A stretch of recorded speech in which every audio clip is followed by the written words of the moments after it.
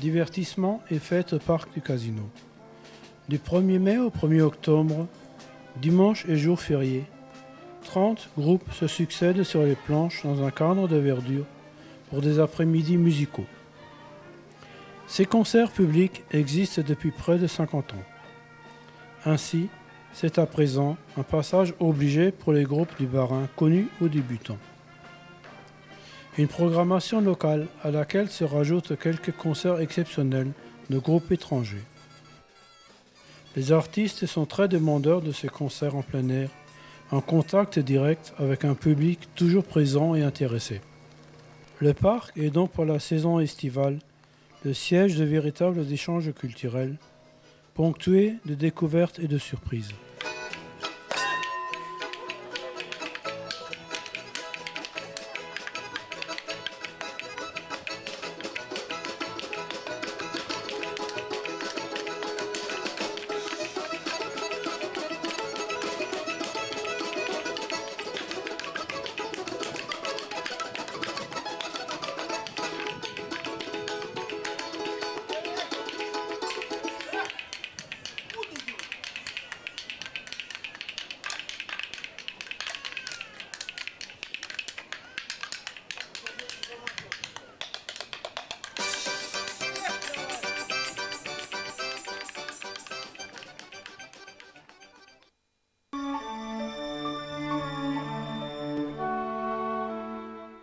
La Chine à Niederbronn pour un concert exceptionnel. C'est en effet la première fois que cet orchestre de la Chine populaire s'est produit en France. L'an dernier, j'ai fait connaissance de cet orchestre-là, basé à Shijiazhuang, qui est la capitale de la province de Hebei. Ils m'ont demandé s'il y avait des possibilités qu'ils viennent en France. On a trouvé un organisateur qui s'est chargé de trouver des possibilités de concert, des transporteurs, des logements pour 65 personnes. Que voilà. Mais cette tournée est avant tout l'occasion d'élargir la culture musicale de la formation. Accompagnée par une soliste française, l'accent a été mis sur l'échange culturel. Les Chinois sont extrêmement conservateurs, donc pour l'instant ils connaissent Tchaïkovski, Dvorak, Beethoven. Je me mets lentement à leur faire connaître des choses un petit peu plus précises, Schumann, Schubert. On offre à cet orchestre la possibilité de connaître la vraie vie musicale européenne qu'ils n'ont pas sur place. «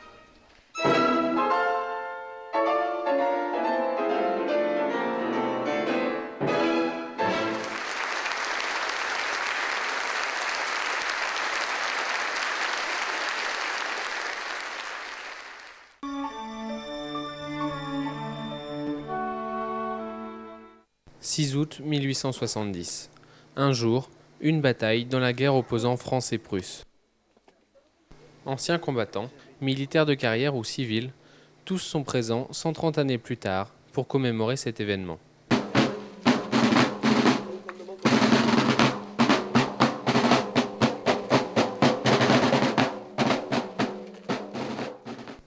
Autour de la tombe du premier soldat français mort au champ d'honneur, l'heure est au souvenir.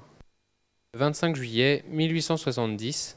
Vers midi, la patrouille du lieutenant Chabot arriva aux abords de Tchirlanov. Prévenu de la présence des cavaliers prussiens, il confia au maréchal des logis Panier, accompagné de 2 chasseurs, la mission de traverser le hameau au galop afin de détourner l'attention de l'ennemi. Les dragons tombèrent dans le piège.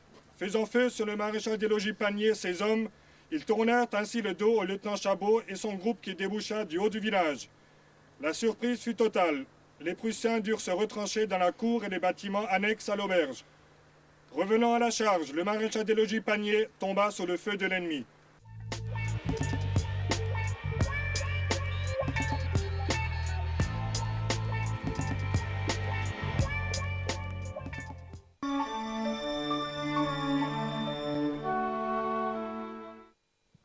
Alors nous sommes là dans mon atelier d'imagerie populaire.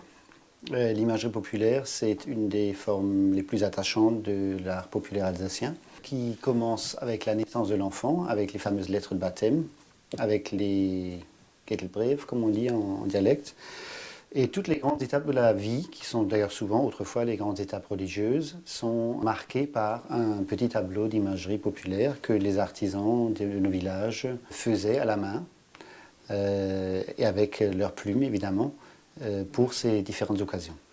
C'est une tradition qui date du XVIe siècle à l'origine déjà, qui a été très florissante au XVIIIe, au XIXe, et qui s'est éteinte en fait à la fin du XIXe siècle pour différentes raisons, par exemple les guerres, la concurrence de la photographie et des lithographies et de tout ce qui était imprimé en fait.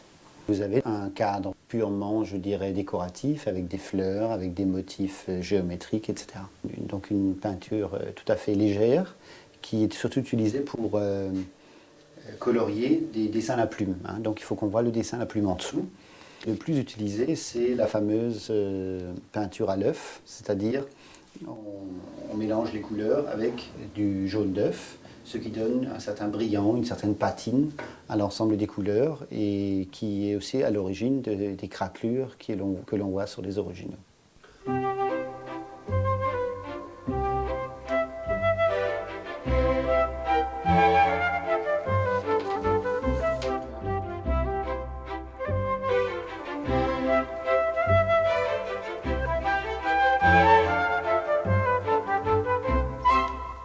Il y a une partie de calligraphie, oui, donc le texte, avec donc un poème qui est calligraphié, d'une manière plus ou moins artistique. L'écriture simple, celle qu'utilisaient les gens couramment à la main, tous les jours, qui était l'écriture pointue allemande, puisque c'était un allemand. Et puis ensuite, l'écriture décorative, l'écriture gothique, sous toutes les formes possibles, plus ou moins juste décoratives, justement. Évidemment, quelque chose encore de très apprécié aujourd'hui.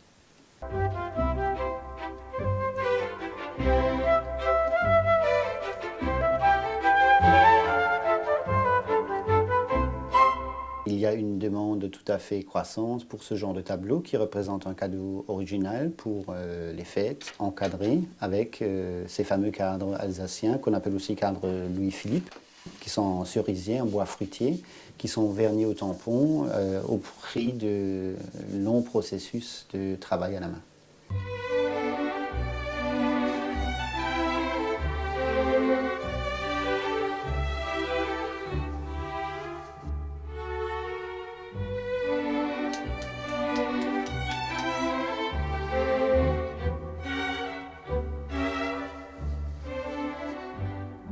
Les différentes techniques de pliage et de découpage, qui sont des techniques annexes, mais souvent utilisées. Et puis, il faut surtout avoir la passion de ce qu'on fait.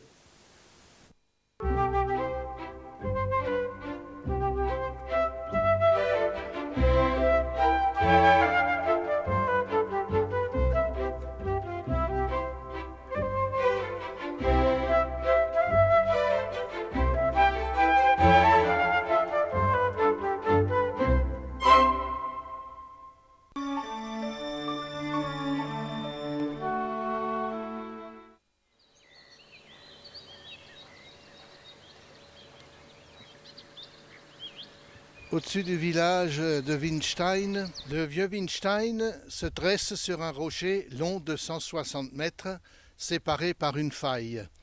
Ce château a été taillé par les Hohenstaufen tout à fait au début du XIIIe siècle pour protéger le palais impérial de Haguenau.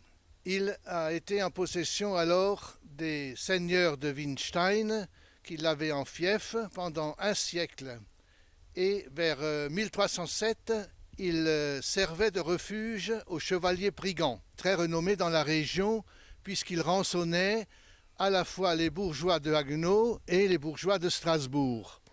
Ce brigandage persiste jusqu'en 1332, et c'est là que les sires de Lichtenberg, les milices de Haguenau et de Strasbourg, ainsi que l'évêque de Strasbourg, ont assiégé ce château, et ce n'est qu'au bout de 10 semaines de siège que ces chevaliers brigands ont capitulé, naturellement surtout souffrant de la faim, parce que le château est pratiquement imprenable.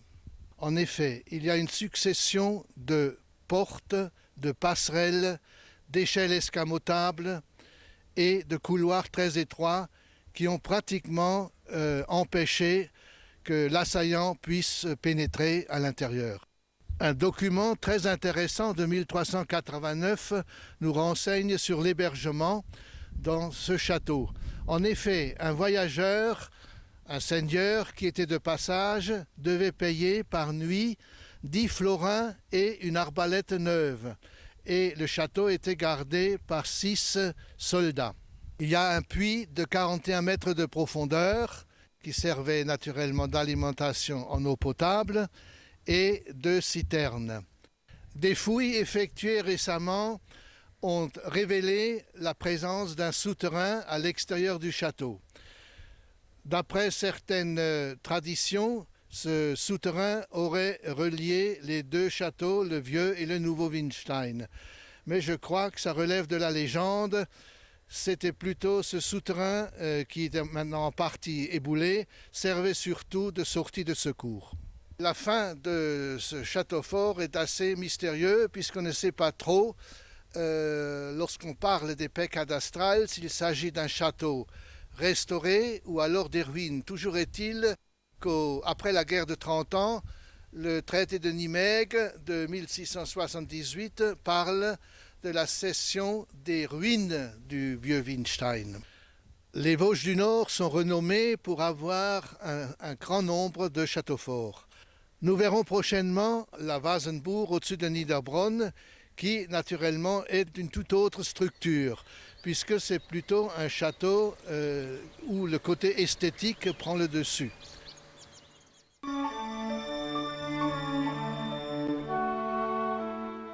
La mosaïculture, bon, c'est parti d'un art très ancien qu'on appelle l'art taupière, hein, où donc les haies, les arbres étaient taillés en forme d'animaux le plus souvent. Et donc avec l'évolution des techniques, on s'est aperçu qu'on pouvait planter des différentes espèces en volume. On a commencé en 1995 et on a pour l'instant une douzaine de structures. La partie conception, réflexion pure, elle se fait évidemment dans les bureaux, quoi. On part d'une photo ou d'un simple dessin, un plan, peu importe. On donne ça à notre serrurier, qui lui après s'amuse à modeler toute la partie ferraille. Je suis l'artiste du groupe, oui, mais la forme, c'est suite à des décisions ou voir avec le chef, enfin nos chefs, Boris Hussol et Wolfgang Laurent. L'ensemble est fait complètement en fer plat, en fer rond, du grillage. Et c'est suivant un plan, une image, un jouet qu'on prend pour effectuer toute cette structure. La structure qui a mis le plus de temps, c'est l'alsacienne. Donc c'est le buste qui est tout complètement en tôle. D'abord il fallait faire une structure en fer rond et entre-souder plusieurs morceaux de tôle pour donner les formes à peu près correctes. C'est assez lourd, mais c'est un travail qu'on peut faire en hiver alors qu'il y a d'autres travaux qui sont pas faisables, quoi. Toute structure est autre, donc c'est pas toujours le même travail. Le temps passe assez vite quand on travaille sur ce genre de structure.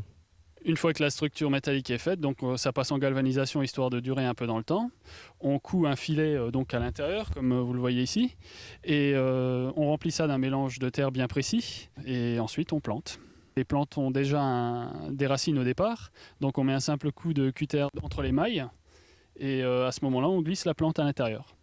Et elle tient d'elle-même, et elle s'enracine, et puis après il n'y a plus de souci, il n'y a plus qu'à lui donner à manger et à la tailler. Et chaque fois il faut les traiter. Et on les sort mi-mai à peu près.